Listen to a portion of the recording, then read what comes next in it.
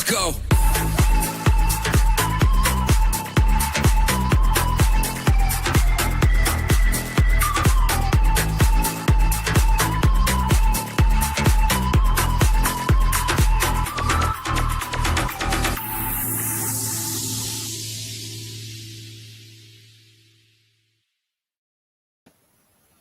Hello and welcome to the Villa Park podcast. It's me, Rich, and I'm back with Sam. And we do have a special guest backstage to come on to our Lions Raw match reaction show. Before we bring him in, because he's become a bit famous these last 24 hours. But first of all, welcome to all. Please do hit that like button, hit the subscribe button, help us on the road to 10,000 subscribers as we recently hit 6k, as you guys know. Please, we don't want to stop there. Like, subscribe, get your comments in, your thoughts on yesterday's game and Aston Villa at this moment in time. I've called this show Time for Calm or Time for Changes. Sam, great to see you, mate. How are you doing? Outside of football, I'm doing very well, actually. Football aside, I'm doing all right. But yeah, it's all right. I guess lots to talk about, but also nothing to talk about, right? Yeah, exactly. I mean, I was at the game yesterday. I don't know if anyone caught my match reaction, but I'm just not happy at the moment. I'm worried. I'm not seeing anything, as I keep saying week on week, I'm not seeing anything that we have talked about that needed to be improved on in the squad from last season through pre-season, that was meant to be a more settled pre-season. Yes, I take on board that we've had PSR problems, but in terms of the players arriving for pre-season training, being able to work on systems, being able to work on the way that we're playing, the players playing in the same team together, I haven't seen any changes, and I've actually seen us regress. And that is where I see the concern. That is where I see the worry. And I said we've got 2 points from 4 games. Those games are Newcastle, Brentford, Crystal Palace, and yesterday's game against Everton. And people at the start of the season were saying, oh, we'll get 10 points, we'll get 12 points even. Then we've got Sunderland, then we've got Fulham, then we've got Burnley. Oh, we could be fighting at the top of the table. We've got 2 points. And now we've got Villa fans coping, saying, oh, well, you know, we've had all these problems, we've had this, and Emery's now got his players and we should be settling. But at what point is it going to be to the Villa supporter Twitter royalty that we're allowed to start criticising? How many games is it? How many games is it without a goal that we're allowed to say, oh, now we might be able to ask some questions? So that's where I feel like I am at the moment with the Villa. It's a fair take.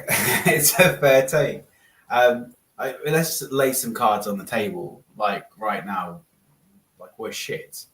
And that's fine because everyone goes through patches and periods. And I think, you know, if you take these 4 games in isolation, take the start of the season, like it's not an ideal start.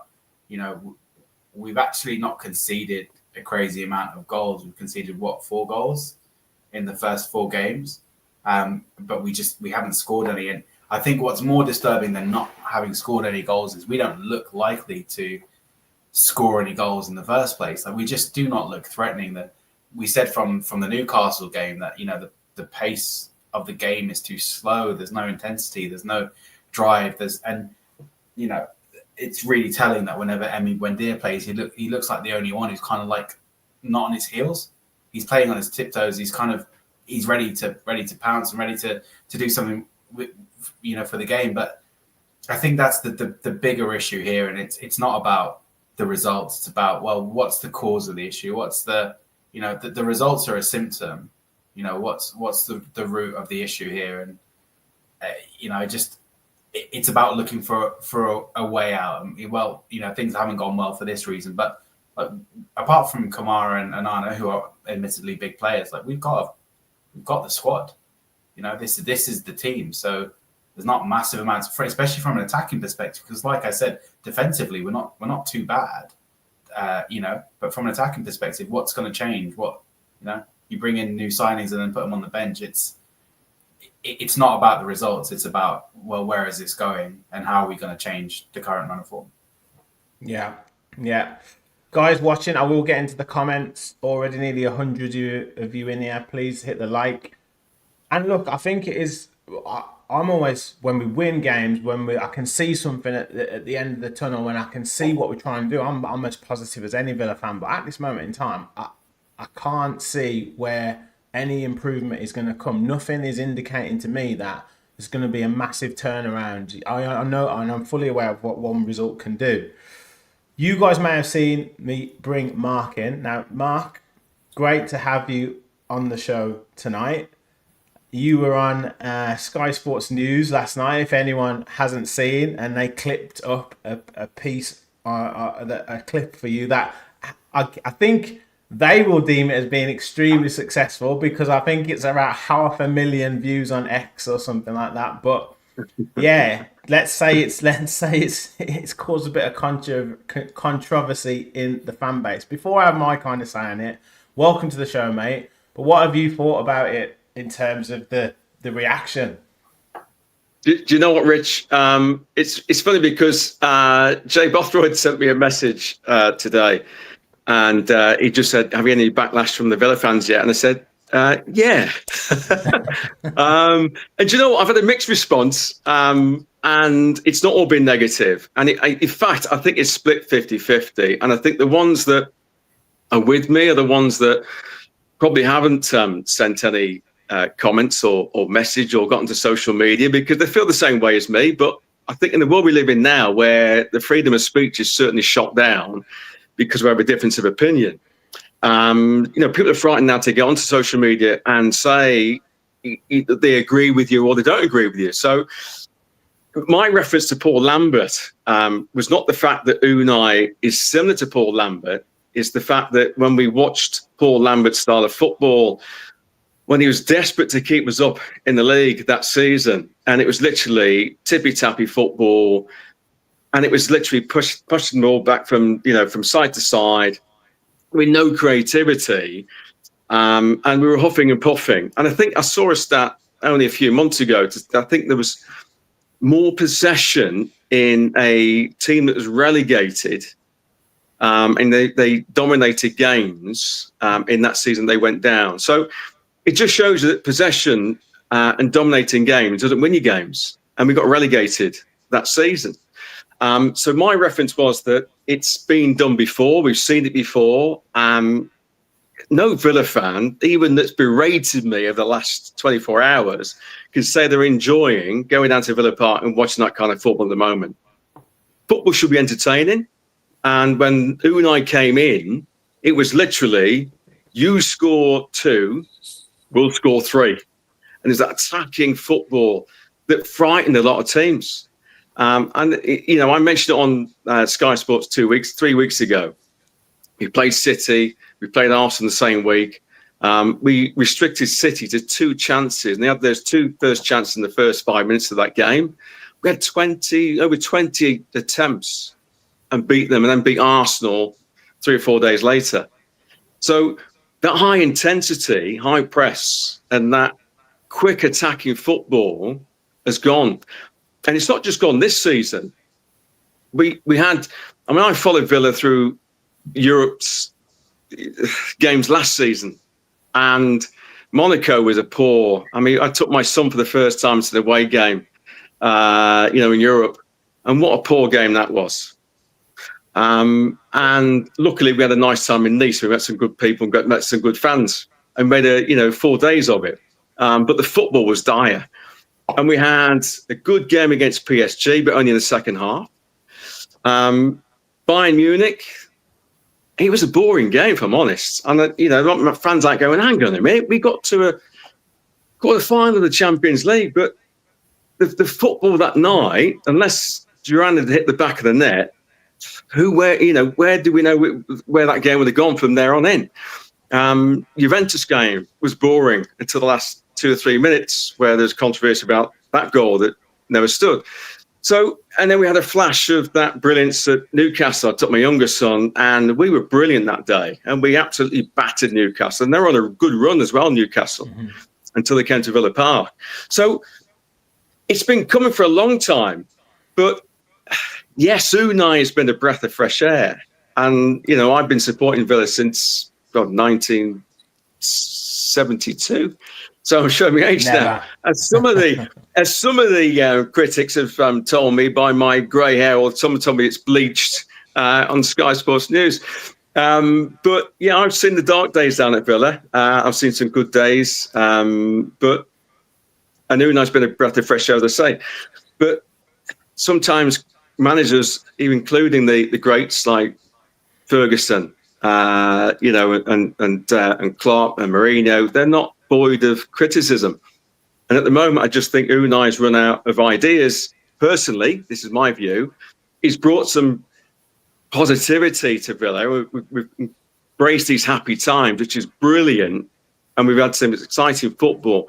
I think the last 18 months, the tippy-tappy, slow build-up play, and I've seen a lot of social media posts from a lot of fans, and they're getting bored with it.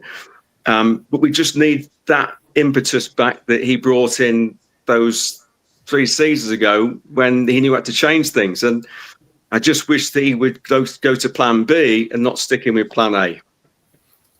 I think, firstly, Mark, hello and welcome to the show. It's thanks, Sam. First thing I would say is I saw a lot of the Twitter stuff directed at you. We are both, and Rich as well, we're both part of the Finalysis app, and I think that's kind of like one of the part of the ways that we get the Sky Sports opportunities. And the reason that we're kind of like platformed on that is through the association of Finalysis. But I think whether you said that on Sky Sports or whether you said that on a podcast, I think first and foremost, the only thing I'd say is I don't disagree with you at all. I think that the style of play for so long has been really laboured. And when Unai Emery first came in, we played sort of, like you say, a more attacking style of football. But we still played that extremely high line. There were things about the way that we played that I didn't particularly like. I didn't love the slow build-up football because, like you, I like my football to be exciting. Like I like quick counterattacks and sleep passing forward. I don't think anyone enjoys watching the back four pass it around amongst themselves for a quarter of a game. But I guess the reason that we kind of abided by it and why there is such a big outcry for trust in Emery is because you can't argue with the results. Whatever you say about individual games and whatever, the results are the results. We are in Europe for a 3rd season in a row. We did get to the quarterfinals of the Champions League and ran PSG quite tight, in a tight second leg. And I think the reason that maybe some of the calls are not justifying sort of a lot of the comments that you've had directed at you, but I guess playing devil's advocate, you can't argue with the results that Unai Emery has got. My issue is it's fine until it stops working, right? And last season we saw the first half of the season was very, very average from Villa. We didn't look like we were going to get into Europe. We didn't, apart from the Champions League, we were flying in the Champions League, but in the league, we weren't doing ourselves any justice. And then January came, Asensio, Rashford, got in some signings and kind of bolstered the squad, and it gave us an impetus, right, to go forward. And the second half of the season was undeniably brilliant. Like our run in the second half of the season, we missed out on Champions League by a breath on goal difference to Newcastle, and it's and that second half of the season. But my issue is that the players that made that impact, the likes of Rashford and Asensio, are not here anymore. So what we're left with is the players that we had before them, and even less in terms of squad depth. The likes of Jacob Ramsey going and Philogene and everyone else who has departed since. And it's like the reason that I'm concerned along with you is the football is dire. We haven't scored a goal yet after 4 games. I think, are we the only team in the 92 to have not scored a goal? I mean, even Wolves. Seven leagues. 7 leagues. Yeah, I mean, we're the only team not to have scored a goal. Wolves, who have won none of their games, have still arguably looked better than we have in certain games. And they kind of push forward. And my issue is I don't see where the change is going to come. When people are talking about the title of the show is Time for Calm or Time for Changes, but it's like, well, what changes are we going to do? Like you play the same players week after week, regardless of the signings that you bring in. You might alternate, I don't know, like a Marlon, or you might take off Digne for Maatsen. But you've got players like Harvey Elliott, Jadon Sancho, players that you've brought in who are designed to bring in some creativity. And whether they're fit or not, I saw Unai Emery's pre-match saying, well, they're not up to speed on the tactics, and chuck him in there. Do you know what I mean? Get him in there. Things are not going well. You need a spark. Like, we've seen that the way that we've been playing for the first 3 games of the season, forget not winning the games. We're barely playing them. We're not doing anything. So just do something, make a change, like have a go. And if it goes wrong, just say, well, they're not acclimatized yet. But the best way for them to do that is for them to play games in this team, in this structure. So I think, whilst I don't agree with everything you said, I agree with most of it. And we were going to, whether you came on tonight, actually, Rich and I were talking before the show. We were going to talk, yeah. We were like, we need to publicly back Mark and say, firstly, it's fine for him to have his opinion. And secondly, the way that they cut that, the edit that they did you so dirty. And for the most part, we actually agree with you. Yeah. We're going to bring Brad in a second. Thank you very much as well, Brad, for joining us. No worries, no problems. AVFC Religion on X as well. I think on that point, Mark, like I said, I don't think what you said, if anyone saw my match instant reaction yesterday, and I was at the game, went to the game yesterday, and I just basically came back and did a 13-minute rant where I don't think I even took a breath.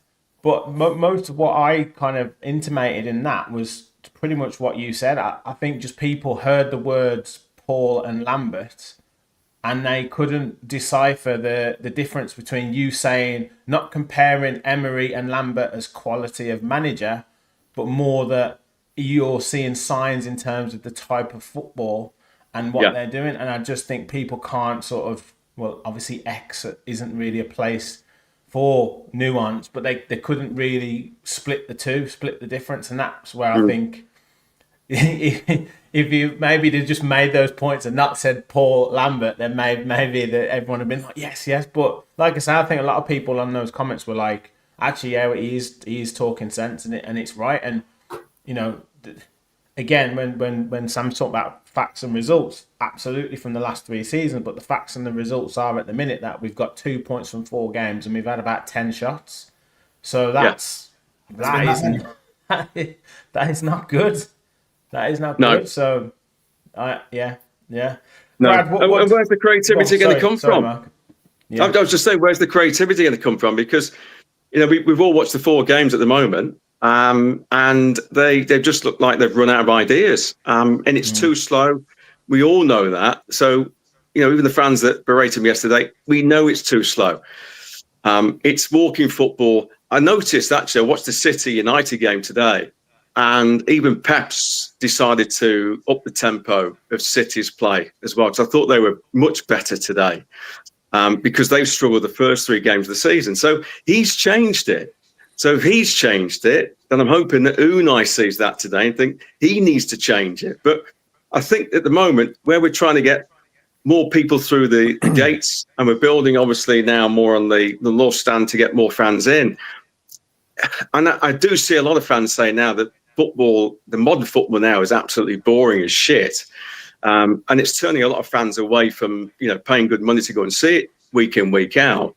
So we've got to find the balance of playing attractive football and winning games, but also not losing games. And only Unai knows how to do that. But I just hope that he goes back to that philosophy, because I'm most convinced the way Bournemouth play and Brentford play, that kind of football. And Nuno played with Forest last year, that fast-flowing football. You score 2, we'll score 3, and most of the time you'll get a result. Yeah. Brad, I know you had your fair share of criticism from your X account as well. How do you view it at the moment in terms of the start of the season and I guess yesterday's game in terms of like a reaction to that? So for me, I think we're kind of in a better position than we should be, because if Newcastle had Isak, they would have beat us, simply put. So we kind of got lucky with the fact they didn't have him, because there was quite a few chances. So we probably are in a better position than we should be. But yeah, from yesterday's game is we just looked very pragmatic. Like when I saw the lineup, I saw Bogart playing and then seeing Elliott on the bench and Sancho not even getting minutes in the end. I just thought we went there to not be beat more so than actually win the game. And just watching us play, I think Everton are hard done to be fair. I think they deserve something out of it. If they had a better striker or if better could finish, we would have been walking away with no points. And obviously Martinez was on form, which we all needed him to be that guy again. Because if he wasn't, he would have got pelter. So it was good to see him, be the Martinez that we need. But yeah, I mean, right now it isn't going great. And I know everyone's going to say, restrictions because of FFP. And I mean, but when I looked at the lineup, and I did mention this on TikTok yesterday, or it might have been this morning, that starting 11, we still got players from the Championship still in it. I know we could have changed it. We could have started Pau Torres over Mings. We could have started Sancho. But that 11 that started, there's still not many Unai players in that 11 currently. Obviously, we got Onana injured, Barkley's not back. But still, we shouldn't be saying that. I don't know how many teams are in fighting the Champions League and European spots. They've still got players 4 or 5 years down the line. So, yeah, I still think there's a lot of work to be done. And there is grumblings on Twitter with people wanting, not Unai out, but, it's bubbling. And he deserves, he's got, as long as we're not flirting with relegation, which we won't be. But as long as we're not, I still think he deserved the season to come out the other end. And obviously the UEFA restrictions is what's killing us more than anything right now. Yeah, I think there's a balance, isn't there, between, and I think Sam's mentioned this a few times in terms of, you don't want to be this cult like in Emery, we trust and trust the process. Yeah. You don't want to be kind of going down that route. No, but, no. You want to be the trust the process criticism. Does my head in. Yeah. Because I don't really see what the process is right now. So I don't know what process we're meant to trust him. But at the same point, Emery's done some phenomenal things at the club, brought us some excellent results. So, like you said, you've got to give him the time to work his way through that. But I do 100% take your point on, and I said this again, it's like 2020-21 Aston Villa, where we finished 11th in the league. We picked up some good results, but we also ultimately didn't have the right consistency. And we're still playing that same back four. We're still playing... And the kind of... Yes, Emery's got the best out of those players to get them into a position to finish fourth and to get to the Champions League quarterfinals. But at some point, those players start to plateau and drop. So that's where your succession planning has to come in, and you're bringing in players like Maatsen, Onana, whoever else it might be, whether it be other signings as well, whether it be players through your academy, to challenge them and eventually usurp them. But you have to give them the chance to play. Like, if you're not giving those players the chance to play, how are they meant to get any better? How are they meant to show that they're better than the players that you've already got? So there seems to be like a level of these players dropping off. And then there either through opportunity or whether they're good enough, there's not the succession planning coming through. Mark, I don't know what you think on that point. Yeah. Listen, I've just got distracted because I was just going through some of those comments, and in fact, it's quite promising to read those tonight, because after my son giving me the link this morning, I felt quite despondent. We're all giving beans at the end of the day with opinions, and as long as they're constructive, I don't mind, a debate. But when it gets personal, I just think it's bang out of order. But yes, I mean, I just want to go back to where we were last season, and we didn't turn up against Palace, and I'd imagine the same fans that were berating me last night and this morning were the ones that are berating Emery and all the players that didn't turn up in that semi-final. And the same day, or the same game against Manchester United, last game of the season, we didn't turn up again. We should have qualified for the Champions League. So I just think, listen, I love Emery, and I've seen so many managers in my lifetime. Apart from Ron Saunders and Tony Barton, who took us into the European Cup final. We had some good little spells under John Gregory, Martin O'Neill. But apart from that, Ron Saunders, Ron Atkinson, But apart from that, we've had nothing to shout about. Unai's come in, breath of fresh air, excitement down at Villa Park, all that football that we've been wanting to see for years. For me, it's gone again. And I just think that excitement that we all wanted and we had is now gone. And, if we're all honest with ourselves, do you really want to be seeing that? And I've sat in the stands, game after game. And I've gone to Monaco and been to the European games and sat with other people and gone, this is absolutely shite. But we managed to get and grind results that we needed to get to certain stages in the cup competition. But we've not won anything yet. So, when fans are really going mad, and saying, well, Unai's the best thing. Yes, he has been. He's been a breath of fresh air and he's brought initially this exciting football that we've had down at Villa Park for years. But we've not won a cup yet. We've not won a league yet. When we're that, in my lifetime, I'm 56 now. So can I see that happening? I think if they drop the PSR and the SCR rule, the regulations, maybe, because then these billionaire owners can spend what they want. But while those restrictions remain, I can't see it. Yeah. Sam, what do you think on the point of like the players not changing, like the current personnel? Like, do you lay any sort? Is that just the fact that players that have come in haven't necessarily been good enough? Is that a fact that they haven't been given a chance, or have the other players kind of shown their worth and shown that they're better, or do you feel like there's a bit of regression and we're not moving on? It's a tough one because again, we say it's about results, right? So this squad of player can, for most of them, have been here since our first, second season back in the Prem, and they'd argue that they've done pretty well. They'll say we made the Champions League, we did the Conference League, we did we got ourselves into the Europa League, and they would argue that their record stands as well as Unai Emery's, right? Because they all played a big part in it. We said on this show a while back that people talk about this squad of players being the squad of players that got us into the Champions League in the first place, and I argued, but these players are 2 years older than they were then, and time doesn't stand still for anyone, let alone athletes. It could be a summer, be the difference of a summer going away for a break and coming back and just not being as sharp as you were. Despite modern medicine and the way that modern sports is, these players are.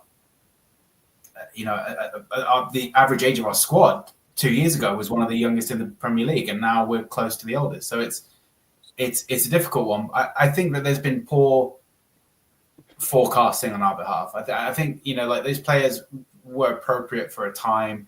I'm not going to sit here and name names. I'll do it. Matty Cash is a really good example of someone who served a purpose at a certain time, and our ambitions have outgrown him playing in that position and being not just the first choice right back, but the only choice at right back, as a traditional right back. It's mental.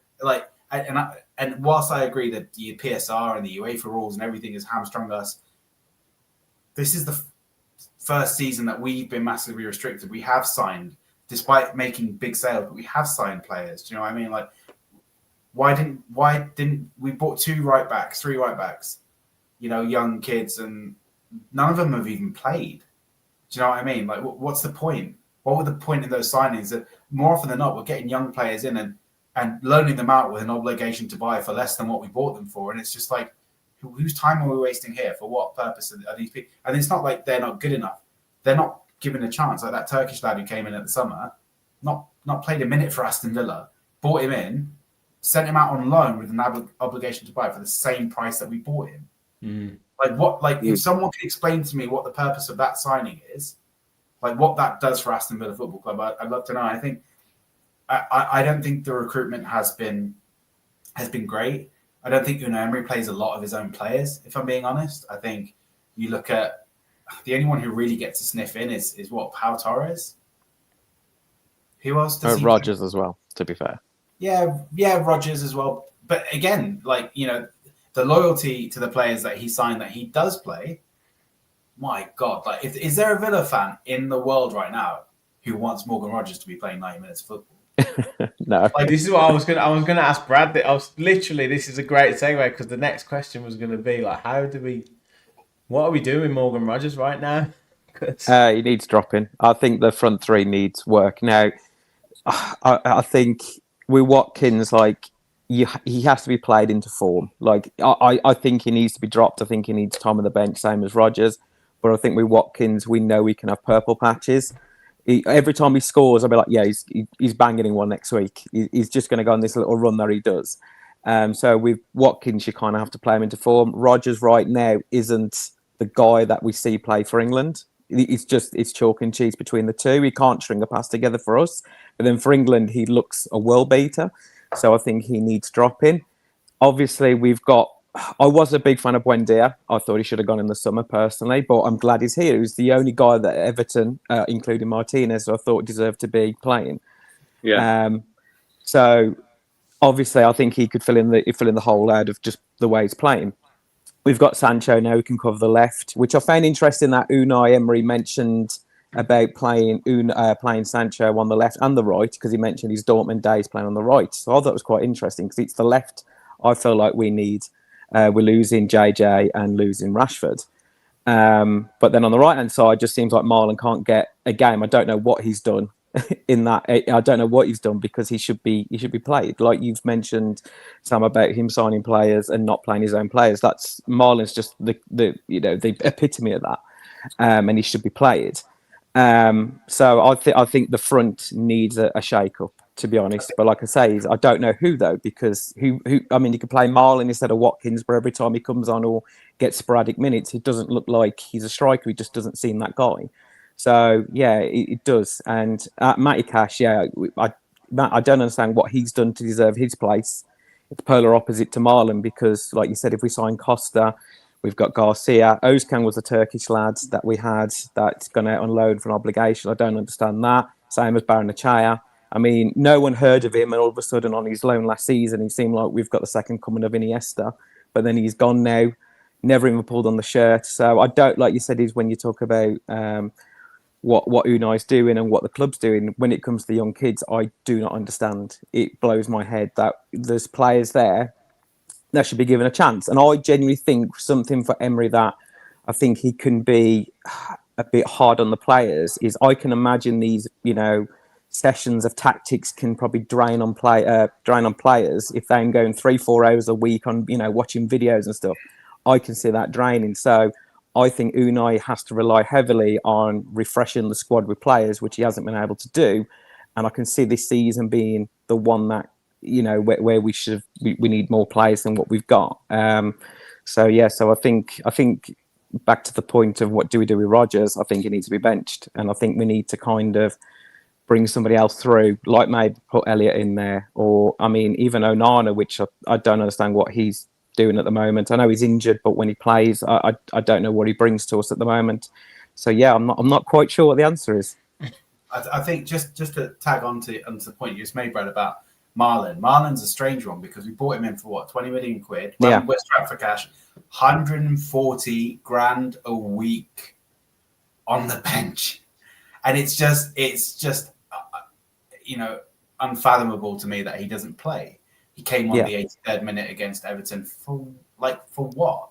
Yeah, and I think all the things that you've mentioned are really good points, especially about Emery and potentially about tactics and refreshing the squad and all of this. But this isn't Emery's first job in football. Like Emery's been doing this for as long as Emery's been managing. This has been his way, and he's had enormous amounts of success.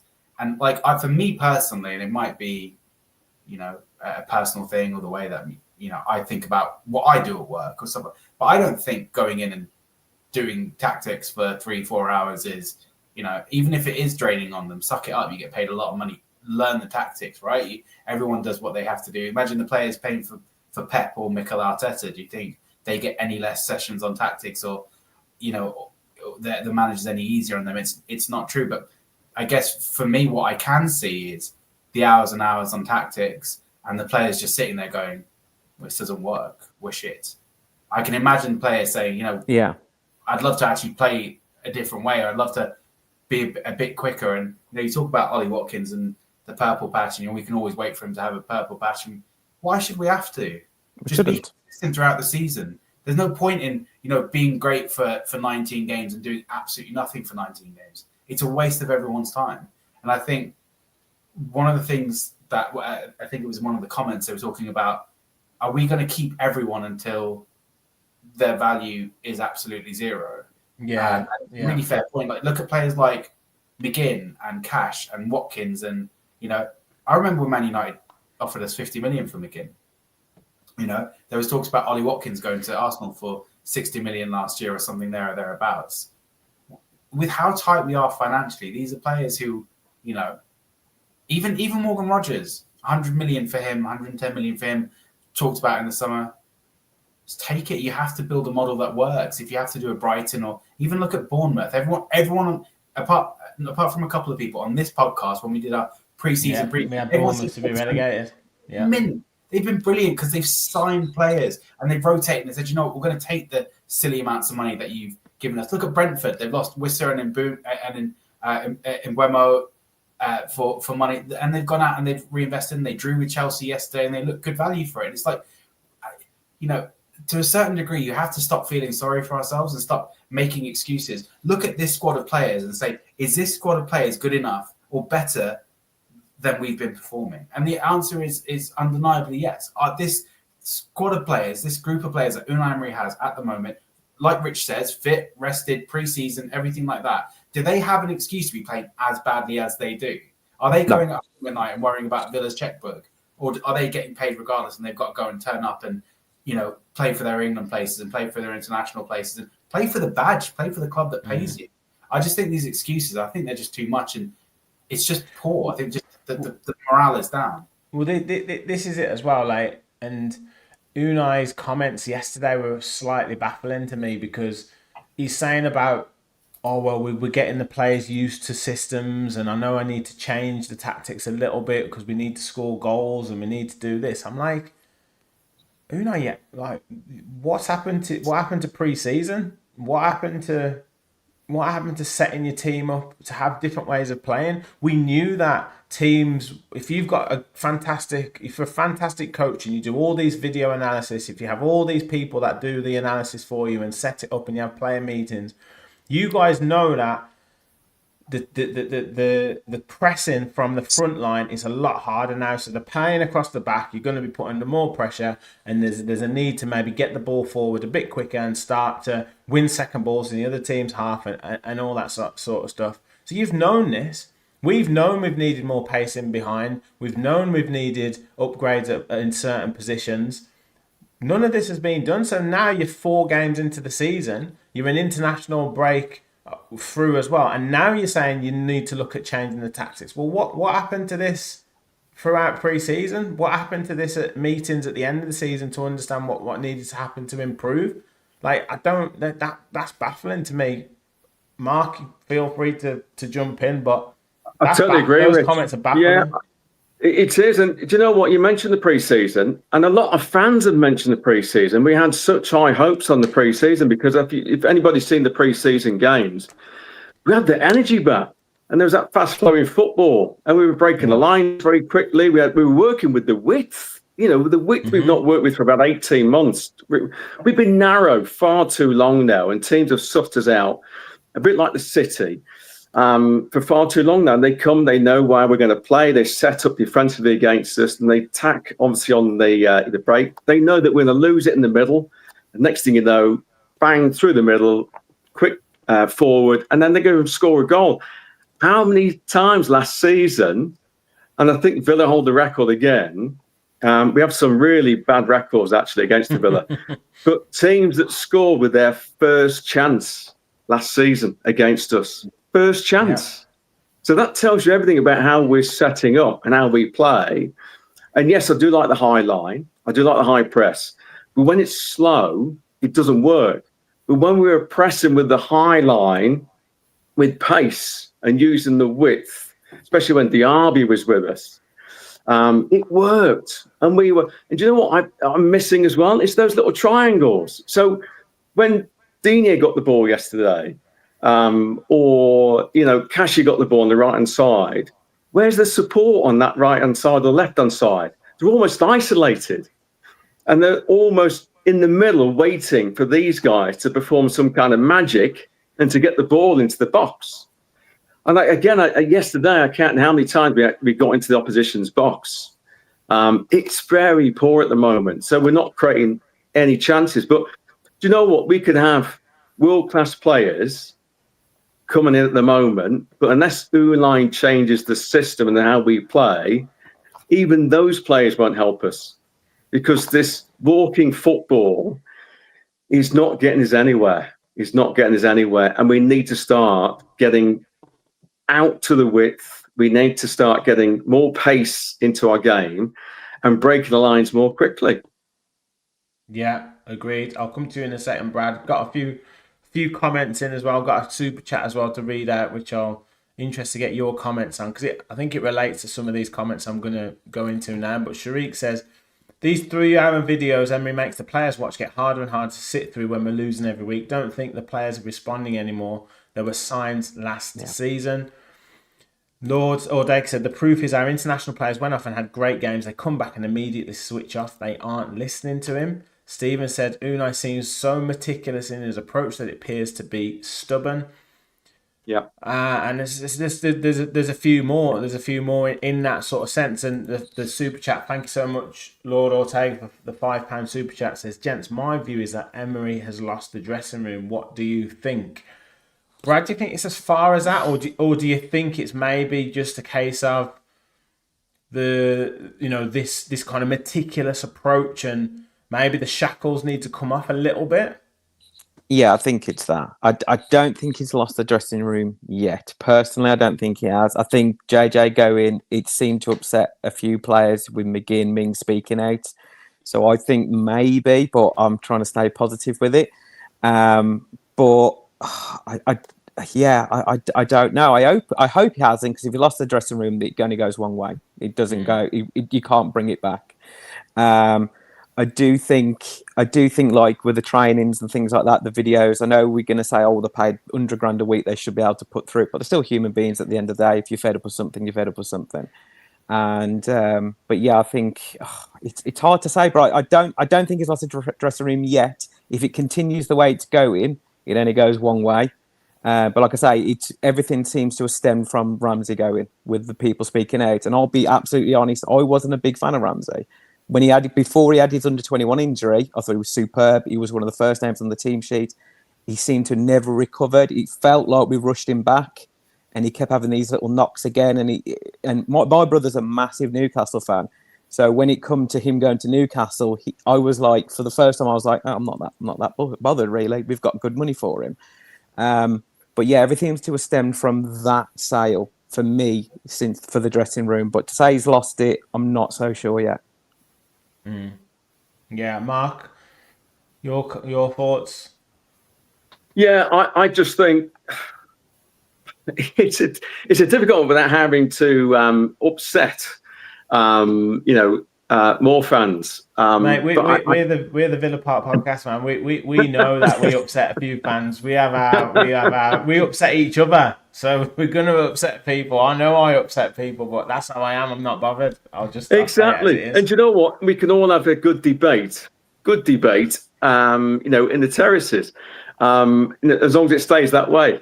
Because listen, we all want the same thing. We're all Villa fans. We're all claret and blue through and through. And we all want the best for them. I just think sometimes Emery has got to change things more quickly. He can't keep sticking with his plan A, because the plan A we know isn't working. And I just get frustrated that, yes, a lot of Villa fans have said, look where we got. I mean, you've seen some of the comments, Rich. We got into the quarterfinal of the Champions League. We got to the semi-final of the FA Cup. We just missed out on Champions League in this year. But that's it. We missed out. We didn't get there. And that's a mentality problem with the players and the fans as much as anything as well. Like, if you're going to keep setting the expectations of being nearly men, then that's what you're going to be. You've got to set your expectations higher. And the one that really winds me up is oh, well, we were in the Championship 6 years ago, so what you're moaning about now? It's like, yeah, but you can't just keep going back to where we were 6 or 7 years ago. What are you going to say in 10 years' time if we're Exactly. still... Like, you can't... You've got to... You set your standards by where you are and where you want to be. And if we finished 6th last season and 4th the season before, and we see that there's a potential, like I said in my reaction, that I don't see us finishing in the top 10 right now, then that's a drop off, and we can't set those standards of being like, oh well, it was all right last season though, so let's just accept it. Like, no, you can't. The players have shown that they're good enough to finish where they're finished, and that's fantastic. But you've got to hold them to that standard now. That's where we hold them to, and where we want to improve from. So I totally agree. Is European. Let's do it. And do you know what, Rich? The one thing I was disappointed with Unai about was the fact that, I mean, whether you loathe him or like him, Ferguson at Manchester United, Wenger at Arsenal, always protected their players, always protected the club. And to come out and then in his program notes, to then start looking at blaming PSR and the European financial situation. And I said that could be a bad thing, because the players then that maybe aren't performing could then use that as an excuse, because they haven't been able to recruit world-class players or the players that they wanted. So when they have a bad day at the office, they'll go, well, it's PSR issues. And I thought Unai, for the first time, because he is meticulous and he is the magician to a degree at the moment, although we've not won anything, but that's what they call him. I thought that was a bad move from him. And that's filtered down, for me, into the dressing room, and that gives players excuses when they're not performing well. Yeah. Sam, moving to, say, I'm talking Premier League right now, not necessarily Europa League and Carabao Cup and stuff like that, although I think Tuesday's game probably is in a bit more importance now. But Sunderland to come, then you've got Fulham at home, then Burnley at home. We were talking as if this was a dream 6 or 7 games. But now, like, these 3 games are like absolutely must-win games, especially when you get 2 points from the first 4. And then you've not even counted the likes of Chelsea to come, Liverpool to come, Man City to come, Arsenal to come. Like, how are we going to perform against those teams if we're playing like this right now? Maybe it was a blessing that we played the teams that we played. We might be sitting on no points had we been playing, a higher caliber of team. Yeah, that's very true. But the thing is, I think the other thing that kind of lets us down is with our recruitment or lack of ability to recruit and everything like. Alexa, stop. Thank you very much. Alexa wants to have a word about Emery as well. I literally have. Yeah, she's just tired of me talking. Fuck, I forgot what I was going to say. I think the other problem that we've got is I watched the games today, and even the likes of Burnley, Liverpool kind of snatched a win against them. Sunderland have looked really good at times, and West Ham had a good win, even though they're in dire straits. And they just kind of, I just feel like the rest of the league has improved. So we always used to say there are no easy games in the Prem, but they were, really, if we're being honest. There are games that you should have won and games that you shouldn't have won. Like, look at Bournemouth, who obviously we already played and not had a great time against. And it's just like, I don't know. It feels like a difficult time for Villa because the rest of the league is so strong, and the other games that we've got coming up, the only chance that we have is to react, right? And I think you could talk a lot about the tactics, you could talk about PSI, you could talk about everything else, but I just don't think it accounts for what I can only perceive as it doesn't stop you from passing the ball 10 yards to your own teammate, or to try and beat your man, or to try and put a cross in the box, or to take a shot. It doesn't stop you from doing that. They look disinterested, and especially Rodgers as well. Like, I'm always happy to see Villa players away with England, and England especially. Obviously, whenever anyone does well for their international team, it's good. But see, as England fans, I loved seeing 3 Villa players on the pitch for England, and it kind of annoyed me though. It annoyed me how well he was playing and how up for it he seemed, and the things that he was doing. That on the half turn, in the middle, in the 10, And I was annoyed for two reasons. One, because he's not done any of that this season. He can't even control the ball. I saw a stat that said the most unforced errors from a first touch this season is Morgan Rogers with 4.1 per game. The highest last season was 3.1 per game. And that was also from Morgan Rogers. You know, he has the most unforced errors from a first touch of anyone in the league last year. And this year he's smashing his own records in all the wrong ways. And it's just like, why don't you just, you know, this is the thing about Buendia. Buendia is not like a wildly talented football player, but the reason that he looks so good is because of the effort he's putting in. And you look at Emi Martinez today, yesterday, it was a 7 out of 10 performance. It really was. Like he made, you know, like a few good stops, but a lot of them were stops that you'd expect him to make. Do you know what I mean? Like the Jack Grealish volley from outside the box. And, you know, the only one that was that header in the back post. And, but Michael Keane had a couple of chances right at him. He just has to tip it over the bar. And, you know, Emi Martinez with his dramatic falling and yeah, fair play to him. It's what we love about him. But he dropped a 7 out of 10 yesterday, maybe an 8 at a stretch. And that's it. Everyone was like, oh, that's the best performance. It's not. It's just that the standards have been lowered so much. Yeah. It's you know, like any modicum of effort or technique is viewed as world breaking. But I think, well, the fact that we drew 0-0 to Everton, with all due respect, and we're saying, oh, you know, people are saying that's a good result and blah blah blah blah. It's like, come on, like, please. But Everton were out guaranteed 6 points a season. They really were. They have been. Yeah. But even last season, I think that Everton game's a really, really good example of it. You know, we won courtesy of a wonder goal by John Duran. And everyone knows how I feel about John Duran. Mark and Brad, I'm sure you are avid watchers of the podcast for the last 3-4 years. So you'll know that Ollie Watkins isn't necessarily my favourite player. And I was a big advocate for John Duran once he was here. But it's a really good example of just a bit of individual brilliance and a bit of technique and a bit of ability and quality. And for me, when I watch Villa, that's what it seems that we're missing is a moment of magic. A moment of magic, should we say?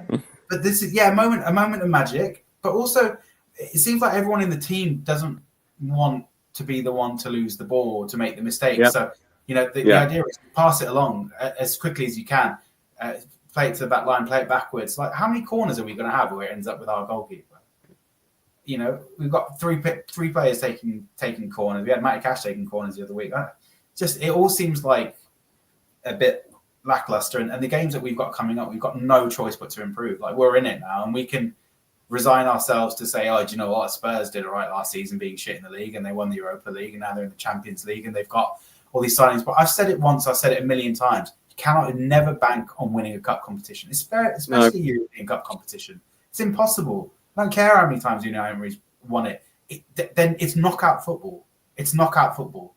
Even though the start is a league table, ultimately it's knockout football. And you cannot bank on it. And I think this is the question, and this is the title of the title of the show. The title of the show could have very easily been, will we ever score again? But we went for time for calm or time for changes. And it's like, you have to think, what's going to change? Like, what can we do now? This is the bank of players that we've got until January at least, right? So what can we do between now and then to help up the levels? And I'm not even going to begin to start calling for Emery's head, or, you know, I can question him, but, you know, as like I say, I've said this a million times, until we get relegated, and even after that, he's got my vote, because we have not been this high or hit the highs that we've achieved with Emery in my lifetime. And I'm not a young man. It's the best I've ever seen us do. So he's got my backing, but he needs to do something. He needs to light a fire. He needs to play these mavericks that he's brought in, the likes of Sancho. I didn't want Sancho, but now that he's here, let him try, let him do something. And I think, you know, he had an international break to bed in these players who, by the way, weren't on international duty. You have to start playing them, man. You have to do something different. Just acknowledge it's not working and say, you know what, we're going to try and mix things up and refresh. Yeah.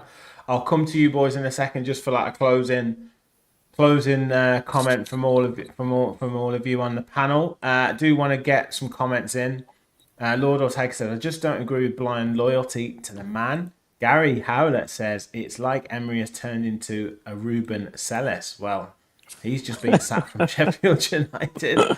Lucky Singh says 0 goals, Aston Villa, 5 games, or it could potentially be after Tuesday. I think that's another point. We haven't scored a goal, which we haven't really got anything to hang our hat on right now.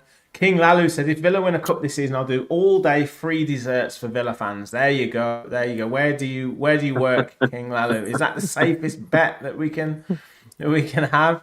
Adam says, Emery hates flair and someone that won't just fall into his style. Never should have sold Duran.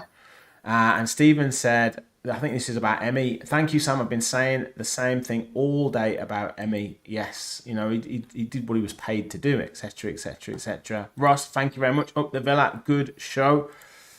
Nuno will be the next Villa manager, says Whitespace UK. Oh, interesting. You'd have to go with an Areola or something like that. Yeah. We shouldn't be talking about it. It's too soon, but it is too soon. But I must admit, Brad, I was having a chat with my sons today about it, and if Unai did go, he would be my first choice. I must admit. Who Nuno? No, Areola. I thought you meant Nuno. His biggest achievement was finishing a place below us. Like that's exactly.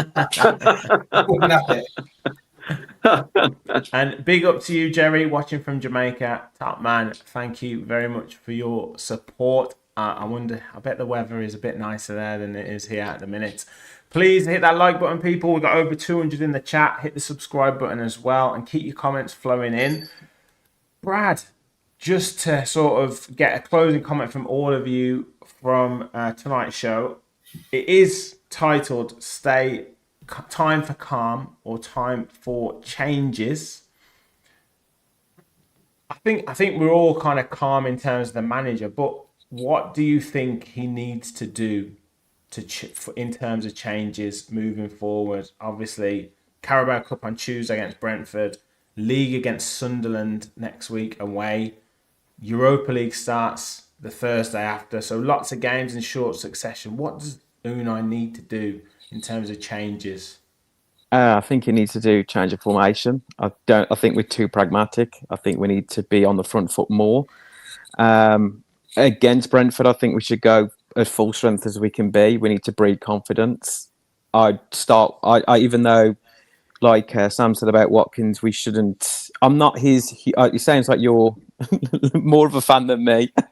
But no, with Watkins, I'd still start him. Like I say, you need to play him into form. But I'd definitely drop Rodgers and I'd try and bring Sancho in, bring Elliott in. We need to start blooding them now. There's no point waiting another 3-4 games because we haven't seen enough of anybody else to say they should be starting above Elliott and Sancho. So I think we need to change formations and we need to change that attacking options. I think we need to give Rodgers on the bench and maybe give him some thinking time to see where he wants to be, whether he wants to be here or not, because right now it doesn't feel like he doesn't want to be. Give him a timeout. Put him in the corner. Yeah, give him a timeout. Mate, it might work, might not, but yeah, we might as well. Mark, what about you? Time for calm or time for changes? Do you know what? It has to be time for calm. Even though my one little comment was seen as very emotional yesterday. But I'm with Brad, and I just hope that Unai drops Rodgers tomorrow, so on Tuesday, but also tells him why, not just for the fact that it's a cup game and he's going to rest him for the league, which I think he may do, which then will give Rodgers the wrong impression. So Rodgers should be dropped. And I think they need to just up this tempo because the tempo is far too slow, too predictable. Teams are working us out far too easily. We've already played Brentford, so you can imagine how they're going to set up against us on Tuesday night, can't you? So they're going to make it even more frustrating for us when we need that win. And I think it could be another frustrating night ahead if Unai doesn't change the style of play, not necessarily the formation of play. Yeah. Before I come to you, Sam, I want to see, like, even when you talked about sort of, earlier in Emery's reign, and at times last season where, we'd play punching passes through the lines. And it wasn't just Pau Torres that was doing it. It was multiple players doing it. And Yeah. I love Tielemans. You know, he never took more than 3 touches on the ball. It was always try and move the ball quickly. You know, similar to like Adam Wharton does for Palace, just keeps the ball moving, but doing it at a quick pace. But the other thing that we had was a rotation of positions, particularly in the front areas. I'm so annoyed at not seeing any sort of rotation of players. You know, Rodgers doesn't drop into any deeper positions. He doesn't pop up on the left or the right. McGinn's very much nailed to his position, or you know, Tielemans doesn't run beyond the striker if Watkins drops deep, because Watkins doesn't drop deep anymore. You know, you don't see any diagonal runs from, say, the wide man if it was Gesand or Marlon.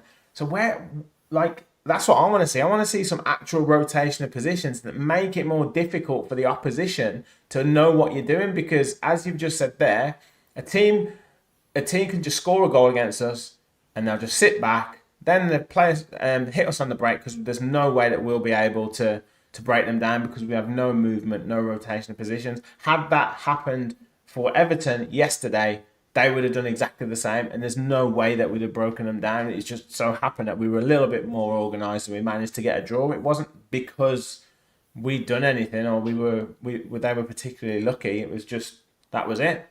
So that's what I want to see. Yeah. Sorry, Rich, how exciting was it last season and the season before that when we went a goal down, we knew that we were going to actually score 2. Mm-hmm. And then he brings somebody off the bench, or 2 or 3 off the bench, within 60 minutes, not 80 minutes, and change the game completely around. Well, I can't see that at the moment. No, we used to love it as well when, you know, Emery I know he has a couple of times this season changed it at half time. I think this one was Tielemans was injured, but you know, we knew that there was going to be multiple changes that were going to be proactive and do something. At the minute, it just feels like a bit reactive, or feels like it's a bit too late, or like for like. Yeah, it just feels a little bit stale at the moment. It feels like people are just feeling sorry for themselves. Sam, I will give you the last word. What are your thoughts? In terms of time for calm or time for changes? You know, I like the last word, Rich. Exactly. Time for calm, time for change. I think both. We need to be calm, but then we also need to acknowledge that things need to change. Sorry, I just saw Stephen's comment. Oh no, me too. I was going to post it. I'm knackered. I've got tea. I'm always tired. I'm never not tired. Time for calm and time for changes. We need to sort of give not blind loyalty to the man, as was it Lord Ortega said. It's not blind. It's based on actually a lot of evidence and based on previous. So you need to give Unai Emery the time and the space and the support to fix his mistake. But first things first is he needs to acknowledge that he's making a mistake. That, you know, and there's no way that he's sitting down watching these games and going, do you know what? Actually, this is working. You know, keep this up. Just keep persisting with this, and we'll be fine. I can't imagine. Are you a world. sure? Yeah. He's too intelligent. Like, the proof is in the pudding. Like, he's a stats man. He'll look at that and say, we've had less than 10 shots on target all season, and we haven't scored any goals. And he'll say, well, something's not right. You know, the only thing that I can think that he might do is say, well, it's not the system, it's the players. But you don't have a choice, mate, because you've only got one striker in effect, because you're playing Gassan as a right back at times. You've got, you know, that's it. You know, Matty Cash, that is what it is. You've got 3 senior centre backs. You don't have the options. Like, you can't change your personnel. The transfer window's gone. You have to change the system. For me personally, I'd like to see, and maybe talking about rotation of positions, I just like to see players play in their actual positions. I don't want to see John McGinn on the right wing anymore. I don't want to see Morgan Rogers on the left wing anymore. You know, I don't want to see Gassan on the left wing. Right back. Yeah, right back. I don't want to see Tyrone Mings at right centre back. Or in goal. Lindelof at CDM. I don't want to see any of that. I just want players to play in the position that they've been playing their whole careers. And I think a bit of ingenuity. You need to spark some life into these players. I think dropping Rodgers is a great way to, to kind of get him to realise that he's not untouchable. And as good as his performances were last season and how proud he made us by winning the PFA Young Player of the Year and his exploits in England. And, as good as you are, stars can fall as quickly as they rise. And if people watch this, you're only going to have, whoever coming in for you next summer. You're not going to get the big boys. You're not going to get the move that you want. If you want a Jude Bellingham progression in your career, play like him. And he plays with professionalism every single time he plays. He's a role model, and it's his commitment, his professionalism that you can never question with Jude Bellingham. And he's a blue nose, and we hate him, but you have to sit back and look at him and just go, do you know what, the boy's impressive. And there's a reason that he's got to Real Madrid as quickly as he has in his career, because A, he took the right chances, but B, he just always plays with 100% effort. And the one thing that you cannot account for PSR, for tactics, for Emery, and for anything else is a lack of effort on the pitch. So we need to do something different. We need to increase the speed of the build-up play. We need to be more direct. It's so easy to play against Villa right now. Honestly, it is. You go a goal up, you're done.